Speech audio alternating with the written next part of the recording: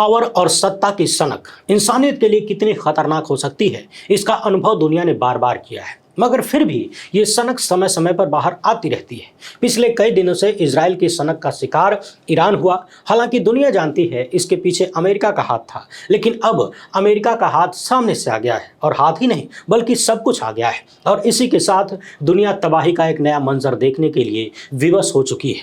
मगर सवाल यह है कि क्या अमेरिका द्वारा ईरान के परमाणु ठिकानों पर हमले के बाद अमेरिकी राष्ट्रपति डोनाल्ड ट्रंप खुद भी फंस गए हैं? जी हाँ, चर्चा ये हो रही है कि ट्रंप की अपनी कुर्सी संकट में आ सकती है। उनके खिलाफ इंपीचमेंट यानी महाभियोग चलाया जा सकता है। तो ट्रंप ने ऐसा कौन सा अवैध काम कर दिया, कौन सी लाइन पार कर दी कि उनकी कुर्सी खतरे में है? इस पर बात करेंगे। अमेरिका में ईरान पर हमले के बाद कैसा रिएक्शन है, उसकी भी एक झलक देखेंगे। उधर ईरान कह रहा है कि अमेरिका ने अंतर्राष्ट्रीय कानूनों का उल्लंघन कर दिया है। सवाल यह भी है कि ईरान इस हमले का जवाब किस तरीके से और किस किस तरीके से दे सकता है। अन्य देशों की प्रतिक्रिया क्या है, वो देश कौन से और संगठन कौन से हैं जो अमेरिका को उसकी हेकड़ी का जवाब देने के लिए तैयार बैठे हैं। इजराइल के पीएम ने क्या कहा और परमाणु ठिकाने पर हमले के बाद उन्हें कितना नुकसान हुआ है, इसे लेकर ईरान ने जो बातें कही हैं वो चौंकाने वाली हैं और ट्रंप के दावे की पोल खोलती हैं। उधर अमेरिकी हमले को लेकर जो दुनिया भर के थिंक टैंक हैं, उन्होंने अमेरिका और ट्रंप के लिए गलत संदेश दिया है। अमेरिकी सांसदों और विधायकों ने ट्रंप के इस एक्शन को लेकर क्या कुछ कहा, वो भी जानेंगे। और ये भी जानेंगे कि क्या ट्रंप का ये हमला फुस्सी निकल गया होगा। ये बात क्यों आ रही है, ये जानना बड़ा महत्वपूर्ण है। संयुक्त राष्ट्र ने इस हमले को लेकर क्या कुछ कहा है, उधर हुती कैसी धमकी दे रहे हैं, और फोर्डो पर हमले के बाद ईरान ने इजराइल में कैसा गर्दा मचाया है, इन सब पर बात करेंगे। आप लोग बस इस वीडियो को आखिर तक देखते जाइए। पहली बार है तो चैनल को सब्सक्राइब करके घंटी बजा दीजिएगा टन से।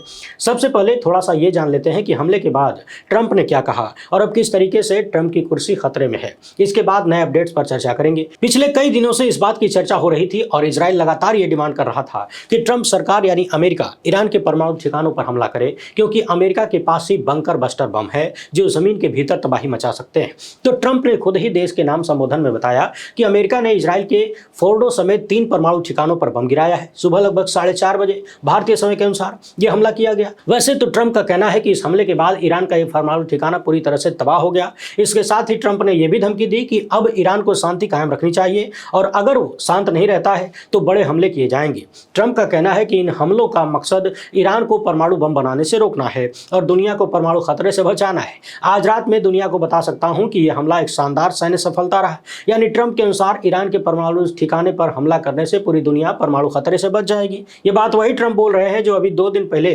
पाकिस्तान के आर्मी चीफ को बुलाकर खाना खिला रहे थे। यानी पाकिस्तान जैसा गैर जिम्मेदार मुल्क परमाणु हथियार रख सकता है, लेकिन ईरान परमाणु हथियार नहीं बना सकता है। न भी बनाए तो उस पर हमला कर दिया जाएगा।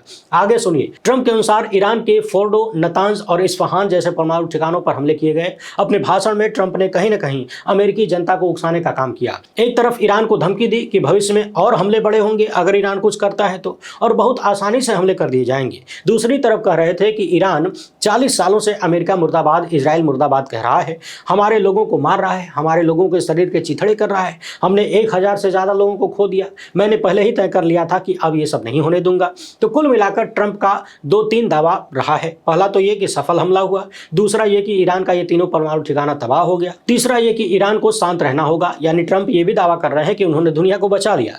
मगर सवाल यह है कि क्या ट्रंप इस हमले के बाद अपनी कुर्सी बचा पाएंगे, क्योंकि ईरान पर अमेरिका के डायरेक्ट हमलों के बाद अमेरिकी लेजिस्लेचर से अलग अलग तरह की प्रतिक्रिया आ रही है। सीनेट के डेमोक्रेटिक नेता चक शुमर ने वॉर पावर रिजोल्यूशन को लागू करने का आह्वान किया है। ये पावर रिजोल्यूशन क्या है, अभी थोड़ी देर में इसकी आसान भाषा में समझ लेंगे, क्योंकि यह अमेरिकी राष्ट्रपति द्वारा सेना के उपयोग को सीमित करता है। यानी बताता है कि राष्ट्रपति क्या क्या कर सकता है। इनका कहना है कि किसी भी राष्ट्रपति को इस देश को यूं ही युद्ध में ढकेल देने या एक तरफा रूप से लड़ाई छेड़ देने की अनुमति नहीं दी जा सकती। अमेरिकी कांग्रेस की एक सदस्य एलेक्जेंड्रिया ने कहा कि ट्रंप ने गुस्से में आकर ऐसा युद्ध छेड़ने का रिस्क ले लिया जो हमें कई पीढ़ियों तक फंसा सकता है। यानी अमेरिका ईरान के साथ युद्ध में कई पीढ़ी तक लगा रह सकता है, ये ऐसी शुरुआत हो गई। और ट्रंप ने जो किया है यह निश्चित रूप से इंपीचमेंट यानी महाभियोग का आधार है। यानी अमेरिकी कांग्रेस के सदस्य एलेक्जेंड्रिया ओकासियो कोर्टेज ने कहा है कि ट्रंप ने जो किया है यह महाभियोग का आधार है। कांग्रेस के दूसरे सदस्य इल्हान उमर ने कहा है कि ईरान पर हमला मध्य पूर्व में पहले से ही अस्थिर युद्ध को और अधिक खतरनाक मोड़ पर ले जाने का संकेत देता है। इसके साथ ही उन्होंने कहा कि इससे पहले कि यहाँ और अधिक लोगों की जान चली जाए और अधिक लोग मार दिए जाएं, इस पागलपन को रोकने की जरूरत है। यानी जो ट्रंप ने किया है उसे अमेरिकी सांसद पागलपन भी करार दे रहे हैं। कांग्रेस के ही सदस्य यास्मीन अंसारी ने ट्रंप के कार्यों को अवैध बताया और कहा कि कांग्रेस में तत्काल आपातकालीन सत्र बुलवाने की जरूरत है ताकि वॉर पावर रिजोल्यूशन पर वोटिंग हो सके। अब समझने वाली बात यह है कि वॉर पावर रिजोल्यूशन क्या है और आखिर ट्रंप ने ऐसा क्या कर दिया है कि उनके खिलाफ इंपीचमेंट का आधार बन गया है। ये चर्चा क्यों हो रही है? सोशल मीडिया पर, अन्य वेबसाइट पर और एआई से भी जानकारी लेने के बाद कहीं से भी ये पता नहीं चला कि ट्रंप ने सीधा युद्ध में उतरने से पहले अपने देश की संसद यानी कांग्रेस को जानकारी दी या नहीं, भरोसे में लिया या नहीं, यानी भरोसे में लेने की जानकारी नहीं मिली। अब सवाल यह है कि अमेरिकी सांसद जो बार बार वॉर पावर रिजोल्यूशन की बात कर रहे हैं, इसका मतलब क्या है? तो ट्रंप के मित्र एलन मस्क का जो एआई टूल है ग्रोक, वो बता रहा है कि वॉर पावर रिजोल्यूशन के तहत अमेरिकी राष्ट्रपति को किसी भी सैन्य कार्यवाही को शुरू करने के 48 घंटे के भीतर कांग्रेस को सूचित करना होता है और 60 दिनों के भीतर कार्रवाई समाप्त करनी होती है, जब तक कि कांग्रेस इसे मंजूरी न दे दे। और यदि ट्रंप ने इस प्रक्रिया का पालन नहीं किया तो इसे कानून का उल्लंघन माना जा सकता है। लेकिन महाभियोग के लिए यह साबित करना होगा कि उल्लंघन उच्च अपराध की श्रेणी में आता है। हालांकि यह विवादास्पद और राजनीतिक रूप से जटिल मामला है। महाभियोग की प्रक्रिया अगर शुरू होती है तो हाउस ऑफ रिप्रेजेंटेटिव्स में इसे लाया जाता है, साधारण बहुमत से आरोप लगाए जाते हैं, फिर सीनेट में मुकदमा चलता है, यहाँ 2/3 बहुमत से दोष सिद्धि होती है। ट्रंप के मामले में यदि हाउस में डेमोक्रेट्स का बहुमत होता तो वे इस आधार पर महाभियोग शुरू कर सकते हैं, लेकिन सीनेट में जहां रिपब्लिकन का प्रभाव हो सकता है, दोष सिद्धि की संभावना कम होती है, जैसा कि ट्रंप के पिछले 2 महाभियोग मामलों में देखा गया। मगर यहाँ एक बात समझने वाली ये है कि हाल फिलहाल में ट्रंप ने जो नीतियां अपनाई, चाहे वो टैरिफ को लेकर हो, चाहे पूरी दुनिया में अस्थिरता लाने को हो, अपने ही मित्र एलन मस्क से भिड़ने का ही क्यों ना हो, सब के बाद चौतरफा चर्चा यह है कि ट्रंप अपनी ही पार्टी में घिरे हुए हैं। उनके अपने लोग भी उनके फैसलों से नाराज हैं। इससे पहले भी अमेरिकी राष्ट्रपति कांग्रेस की मंजूरी के बिना सैन्य कार्रवाई कर चुके हैं, जैसे ओबामा ने लीबिया में किया था, मगर वो कहानी अलग थी और अभी की कहानी अलग है। ग्रोक के अनुसार यदि ईरान पर हमला गैर कानूनी साबित होता है और इसके गंभीर परिणाम निकलते हैं और यदि ऐसा लगता है कि ट्रंप ने जानबूझकर कांग्रेस को दरकिनार किया तो महाभियोग की मांग उठ सकती है, लेकिन इसके लिए ठोस सबूत और बड़े स्तर पर पॉलिटिकल सपोर्ट की जरूरत होगी। लेकिन कांग्रेस को सूचित किए बिना ईरान पर बम गिराने के लिए महाभियोग चलाया जा सकता है, अगर इसे गंभीर संवैधानिक उल्लंघन माना जाए तो। इसके साथ ही अमेरिका से कई ऐसी तस्वीरें और वीडियो भी सामने आ रही हैं जहां ईरान पर बम गिराए जाने को लेकर लोगों में नाराजगी है। कुछ जगहों पर लोगों ने रेलवे स्टेशन पर धावा बोल दिया, अफरा तफरी मच गई। पिछले ही दिनों हमने आपको अमेरिका का एक सर्वे रिपोर्ट दिखाया था जिसमें 1000 लोगों से पूछा गया और उनमें से 45% लोगों ने कहा कि अमेरिका को ईरान पर हमला नहीं करना चाहिए, जबकि केवल 25% लोग ही हमले के पक्ष में थे। यानी अमेरिका का जनमानस इस बात के लिए तैयार नहीं है कि उनकी मेहनत की कमाई उनके नेता अन्य देशों में यूं ही फूंकते रहे। इसके अलावा एक महत्वपूर्ण बात यह भी है, क्या अमेरिका के लोगों ने ट्रंप को अपना राष्ट्रपति नहीं चुना है? इस मामले पर हमने इस वीडियो में विस्तार से बात किया है, नहीं देखे हैं तो जरूर देखिएगा। इस बीमारी को भारत से लेकर अमेरिका तक एक ही नजर में देखने की जरूरत है, जरूर देखिएगा। चुनाव को लेकर एक तरफ डोनाल्ड ट्रंप इन हमलों की सफलता को लेकर ताली बजा रहे हैं, दूसरी तरफ ईरान के विदेश मंत्री का कहना है कि डोनाल्ड ट्रंप यानी अमेरिका ने यह करके अंतरराष्ट्रीय कानूनों का उल्लंघन किया है। साथ ही उन्होंने यह भी कहा कि इसके दीर्घकालिक परिणाम होंगे। ईरान के विदेश मंत्री का कहना है कि संयुक्त राष्ट्र सुरक्षा परिषद के स्थायी सदस्य अमेरिका ने ईरान के शांतिपूर्ण परमाणु प्रतिष्ठानों पर हमला करके संयुक्त राष्ट्र चार्टर, अंतरराष्ट्रीय कानून और एनपीटी का गंभीर उल्लंघन किया है। हालांकि दुनिया जानती है जिसकी लाठी उसकी भैंस चलती है। ऐसा कई बार देखा गया कि दुनिया के बड़े बड़े संगठन और संस्थाएं जो नियम बनाते हैं वो ताकतवर मुल्कों पर लागू नहीं होते और बेमतलब छोटे और कमजोर मुल्कों को परेशान किया जाता है। अब ईरान का कहना है कि हमें अपनी संप्रभुता, अपने हित और अपने लोगों की रक्षा के लिए सब कुछ करने का अधिकार है और बहुत सारे विकल्प हमारे पास हैं। अच्छा, आगे बढ़ने से पहले एक महत्वपूर्ण बात यह है कि पिछले एक हफ्ते से भी ज्यादा वक्त से यह चर्चा हो रही है कि अमेरिका फोर्डो समेत ईरान के अन्य परमाणु ठिकानों पर हमला कर सकता है। ये बम गिराएगा, वो बम गिराएगा, ऐसे तबाह करेगा, वैसे करेगा।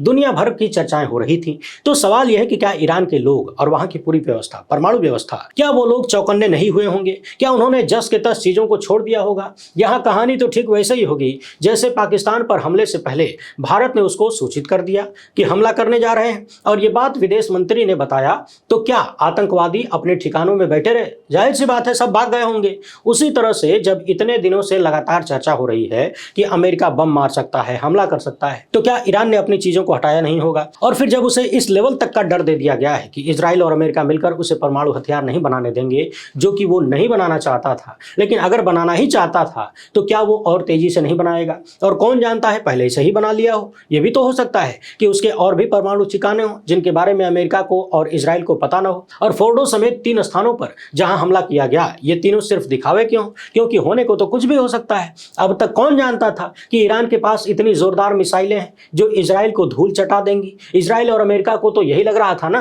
कि हमारा एयर डिफेंस सिस्टम ईरान को तबाह कर देगा, यानी उसकी हमलों को तबाह कर देगा और ईरान हमें रोक नहीं पाएगा। मगर हुआ क्या, ईरान ने ध्वनि की गति से भी 15 गुना तेज चलने वाली मिसाइलें बना रखी हैं, दुनिया को चौंका दिया। तो जब उसने यहां तक कर लिया और पिछले कई साल से सब एक ही बात अट रहे हैं, 4 हफ्ते में बना लेगा परमाणु बम, 10 हफ्ते में बना लेगा, तो कौन जानता है बनाइए लिया। अच्छा, एक बात और, डोनाल्ड ट्रंप और अमेरिका के ऊपर भरोसे की बात भी हो रही है। अभी तो ट्रंप ने 2 दिन पहले ही कहा था कि 15 दिन बाद सोचेंगे कि युद्ध में शामिल होना है कि नहीं, और 2 ही दिन बाद हमला कर दिया। ये उनकी स्ट्रेटजी हो सकती है, मगर अमेरिका के प्रति दुनिया का भरोसा तोड़ने वाली चीज है। इस हमले के बाद ईरान ने इजराइल पर जोरदार मिसाइल हमला बोला है, मगर एक सवाल यह भी है कि ईरान अमेरिका के हमलों का जवाब कैसे देगा। तो चर्चा यह है कि 3 तरह की परिस्थितियां बन सकती हैं। या तो ईरान सामान्य तरीके से प्रतिक्रिया देके छोड़ दे, मगर समझने वाली बात यह है कि परमाणु सुविधाओं पर हमले के अलावा ये ईरान के साथ युद्ध में अमेरिका का सीधा प्रवेश है, और ईरान ने पहले ही कहा था कि हम बहुत तगड़ा जवाब देंगे अगर अमेरिका बीच में आता है, और अमेरिका को ऐसा नुकसान पहुंचाएंगे जो अपूरणीय होगा। दूसरी चीज ये हो सकती है कि अब खुलकर ईरान दोनों पर हमला शुरू कर दे, अमेरिकी ठिकानों पर भी, उसके सैन्य ठिकानों पर भी और इजराइल पर भी। इसके साथ ही एक बड़ा खतरा यह पैदा होगा कि ईरान के अन्य सहयोगी भी जुड़ जाएं और रूस और चीन भी जुड़ जाएं पीछे से, और इधर इजराइल अमेरिका के सहयोगी न जुड़ जाएं, क्योंकि अब तो जुड़ना मजबूरी हो गई है। अमेरिका ने हमला कर दिया है, अगर बदले में ईरान ने भी अमेरिका पर हमला कर दिया तो अमेरिका के ऊपर तो नाटो को लड़ना ही होगा। उसके साथ उधर अमेरिका में मुस्लिम अधिकार समूह के लोगों ने, साथ ही काउंसिल ऑन अमेरिकन इस्लामिक ने कहा है कि अमेरिका ने जो किया है वो अवैध है, अनुचित है और ये कंट्रोल से बाहर की चीजें हैं। इजराइल के दबाव में अमेरिका ने जो किया है ये ठीक नहीं है, क्योंकि ईरान परमाणु हथियार नहीं बना रहा है। एक समझने वाली बात यह भी है कि ईरान के कई स्रोतों से बात सामने आ रही है कि परमाणु ठिकानों पर कोई विशेष नुकसान नहीं पहुंचा है, साथ ही विकिरण का कोई खतरा नहीं है। ईरान ने अपनी जनता को यह बात कई बार बताया है अब तक, और कहा जा रहा है कि कहीं कोई लीकेज नहीं है। अब सवाल यह है कि किसकी बात सच है। अगर तबाही हुई है, परमाणु संयंत्र तबाह हुआ है, तो विकिरण होना चाहिए। मुझे जो लगता है वो बता रहा हूं, और यदि विकिरण नहीं हो रहा है, इसका मतलब है कि तबाही उस स्तर की नहीं हुई जो अमेरिका दावा कर रहा है। तो क्या अमेरिका का सबसे शक्तिशाली बम अपना काम नहीं कर पाया? उधर हैतियों ने अमेरिका को खुली धमकी देना शुरू कर दिया है। यमन की मिलिट्री का कहना है कि हम लाल सागर में सभी अमेरिकी जहाजों और युद्धपोतों पर हमला करेंगे। यमन आधिकारिक तौर पर युद्ध में प्रवेश करेगा। अमेरिका अपने जहाजों को हमारे लाल सागर से दूर रखे, यानी माहौल बिगड़ने लगे हैं। नेतन्याहू का कहना है कि अमेरिका के साथ हमारा पूर्ण समन्वय है। हालांकि इसमें कहने जैसा कुछ है नहीं, ये तो दुनिया जानती है। अब तो सिद्ध हो गया कि जो कुछ हो रहा था वो अमेरिका कर रहा था। इजराइल तो बस अपना कंधा दिया हुए है बंदूक चलाने के लिए। अमेरिकी सांसदों ने यह भी कहा है कि ट्रंप ने जो युद्ध छेड़ा है, इसमें जो भी नुकसान होगा उसके लिए जिम्मेदार सिर्फ और सिर्फ ट्रंप होंगे। इस बीच ईरान ने इजराइल के लिए जासूसी करने वाले एक एजेंट को फांसी चढ़ा दिया। समझने वाली बात यह है कि पड़ोसी देश सऊदी अरब ने भी ये कह दिया है कि ईरान पर अमेरिकी हमलों के बाद कोई विकिरण प्रदूषण नहीं हुआ है। तो मेरे मन में सवाल बार बार यही आ रहा है कि यदि अमेरिका का बम काम किया है तो विकिरण जरूर होता, और अमेरिका के पिट्ठू देश अगर कह रहे हैं कि विकिरण का खतरा नहीं है, नहीं हुआ है, इसका मतलब है कि ट्रंप के दावों में कहीं ना कहीं कुछ झोल है। खुद ईरान ने इन परमाणु ठिकानों के आसपास रहने वालों को कहा है कि कोई दिक्कत नहीं है, आराम से रहो। ईरान की परमाणु सुरक्षा प्रणाली की ओर से बयान आया है कि हमले के बाद कोई रेडिएशन नहीं हुआ है, सुरक्षा स्थिर है, मतलब कोई दिक्कत नहीं है। उधर एक चर्चा यह भी चल पड़ी है कि ईरान ने स्पष्ट कर दिया है कि उसे अब जवाब देने का अधिकार है, और जो उसके सहयोगी हैं आसपास के, वो सब भी अब किसी के आदेश का इंतजार नहीं करेंगे, वो हमला करेंगे। अब देखना यह है कि वो हमला इजराइल पर करते हैं या अमेरिका पर, क्योंकि उस क्षेत्र में ईरान के बहुत सारे सहयोगी हैं, प्रतिनिधि हैं, जो कि अमेरिकी संपत्तियों पर बड़ा हमला कर सकते हैं। और समझने वाली बात यह है कि इस क्षेत्र में अमेरिका का बहुत कुछ दांव पर लगा हुआ है। उधर थिंक टैंक का मानना है कि ये ईरान पर हमला करने का ट्रंप का निर्णय अवैध था, और ये अमेरिका को नए युद्ध में घुसेड़ने जैसा है, क्योंकि ट्रंप ने अपने लोगों से वादा किया था कि वो दुनिया भर में लड़ाई नहीं छेड़ेंगे, मगर अपना वादा ट्रंप ने खुद ही तोड़ दिया। इसके साथ ही अमेरिका ने जो किया है वो अंतर्राष्ट्रीय कानूनों का उल्लंघन भी है, साथ ही साथ अमेरिकी संविधान का भी उल्लंघन है, क्योंकि केवल कांग्रेस यानी अमेरिका की संसद ही युद्ध का ऐलान कर सकती है। और यहां पर ट्रंप ने इजराइल की डिमांड पूरी करने के लिए अमेरिकी हितों को नुकसान पहुंचाने वाला युद्ध शुरू कर दिया है। इसके साथ ही ट्रंप ने जो नारा दिया था, मेक अमेरिका ग्रेट अगेन, उस नारे को भी खुद ही तबाह कर दिया। एक तरफ ट्रंप का दावा है कि उन्होंने दुनिया को ईरान के परमाणु खतरे से बचा लिया, दूसरी तरफ दुनिया इस बात से परेशान है कि अब तो बड़े युद्ध की आशंका बढ़ गई है। और जाहिर सी बात है, कल ही हमने एक वीडियो में कहा था कि रूस और चीन जैसे देश चाहते हैं कि अमेरिका किसी ताकतवर देश से भिड़ा रहे और पीछे से ये लोग सपोर्ट देकर अमेरिका की कमर तोड़ सकें, और ट्रंप ने वही काम कर दिया है। ये अलग बात है कि ट्रंप धमकी दे रहे हैं, ईरान ने कुछ किया तो और बड़ा हमला करेंगे, मगर ट्रंप की धमकी से पहले ईरान चेता चुका है कि अगर आप सीधे आए तो आपको इतना नुकसान पहुंचाएंगे जिसकी भरपाई नहीं हो पाएगी और आप हमारा उतना नुकसान नहीं कर पाएंगे। तो अब देखना यह है कि ये लड़ाई आगे कहां तक जाती है, क्योंकि ईरान के कई समर्थकों ने खुली चेतावनी देना शुरू कर दिया है। आगे इस मामले में जो कुछ भी अपडेट होगा हम जल्द ही लेकर हाजिर होंगे। फिलहाल इतना ही, बहुत बहुत धन्यवाद। जय हिंद।